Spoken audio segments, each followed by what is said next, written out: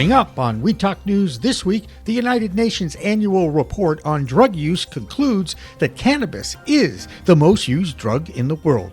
Over 220 million people around the world are getting high. So, what's going on with legalization in the U.S.? Well, more of the same, as the U.S. DEA gets a letter from a Tennessee congressman urging the DEA to deschedule, not reschedule, the plant.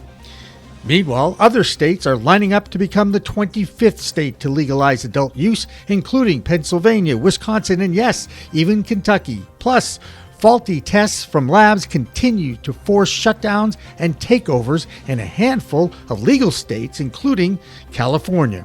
And NORML reports that 2.3 million records of nonviolent cannabis offenders have been expunged or sealed since 2018. Missouri, California, Illinois, New Jersey, and New York are the most active states to right these past wrongs. All that, plus coast-to-coast cannabis reports on We Talk News with Elena Pinto. Next!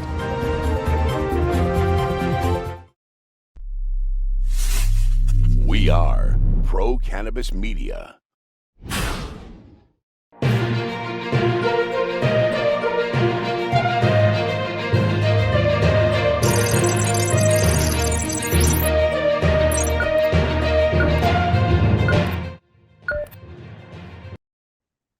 Hi, everyone. Welcome to Weed Talk News, Pro Cannabis Media's weekly roundup of cannabis news from the U.S. and around the world.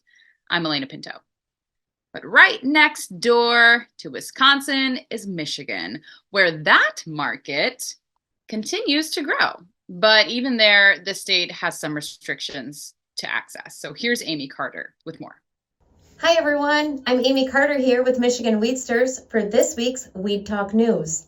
As you can see, I'm gearing up for this Sunday's Lions game. This is the first time in history that Detroit has hosted a playoff game at Ford Field. Go Lions!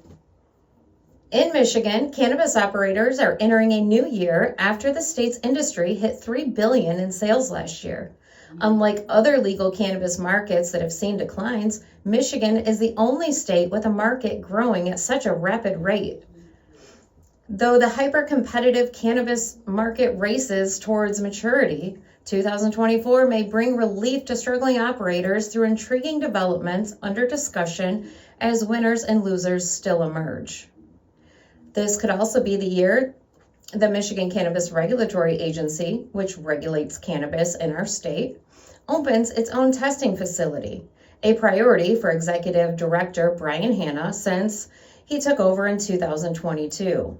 The independent lab would serve as a reference to help ensure the Michigan market remains free from THC inflation claims. Jaden's Law received national recognition this week on investigative TV. The program aired on more than 100 stations across the country. If you missed it, you can go to investigativetv.com. It is season 1, episode 54.